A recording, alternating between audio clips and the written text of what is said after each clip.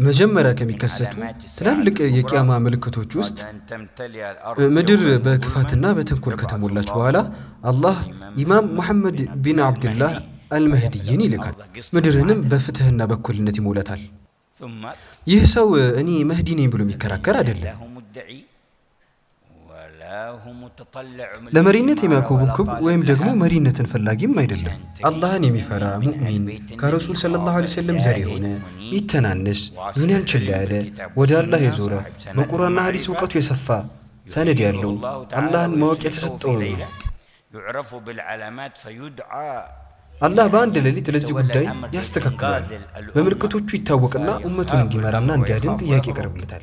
ነገር ግን ጉዳዩን ይፈራና ያመልጣል። እንደውም ከመካ ወደ መዲና እንደሚያመልጥም ተጠቅሷል። ከዚያ በኋላ ይመለሳል። እንደውም ረሱል ሰለላሁ ዐለይሂ ወሰለም ይህንን ሲናገሩ ሰዎች ተገረሙ።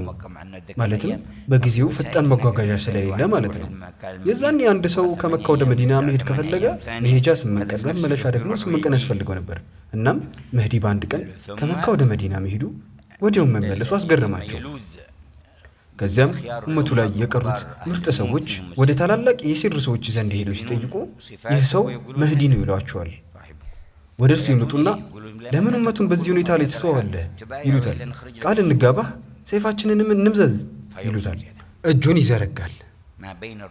በካዕባ ማዕዘንና በመቃመ ኢብራሂም መካከል ባለ ቦታ ላይ በካዕባ አንድ ማዕዘንና በመቃመ ኢብራሂም መካከል ከእያንዳንዱ ሰልፍ የተባረከው ሰው ቃል ኪዳን ይጋባዋል። በአራሕማን የአያቱን እምነት ከፍ ያደርጋል። ተሟጋጅ፣ ኩራተኛ ወይም የዱንያ ጥቅም ፈላጊ ለሰዎች ቃል ተጋቡኝ የሚል አይደለም። ሰዎችን ወደ እኔ ኑ አይልም። የፖለቲካ ወይም የተለየ አመለካከት ያለው ሰው አይደለም። አላህን ፈሪ፣ ጥርት ያለ አላህን ተገዢ፣ ዱንያን ችላ ያለ ሰው አላህም አደራውን ለመሸከም ያዘጋጀዋል። አደራውን ይሸከማል፣ በተሟላ መልኩም ይወጣል። እንዲሁም የሰው ሁኔታ በተተራመሰበት ሰዓት እርሱን የሚያጠቃ ሰራዊት ወደ እርሱ ያቀናል። ነገር ግን ልክ በመካና በመዲና መሃል ያለ ቦታ ሲደርሱ በረሃ ላይ አላህ ያሰምጣቸዋል ከመጀመሪያቸው እስከ መጨረሻቸው።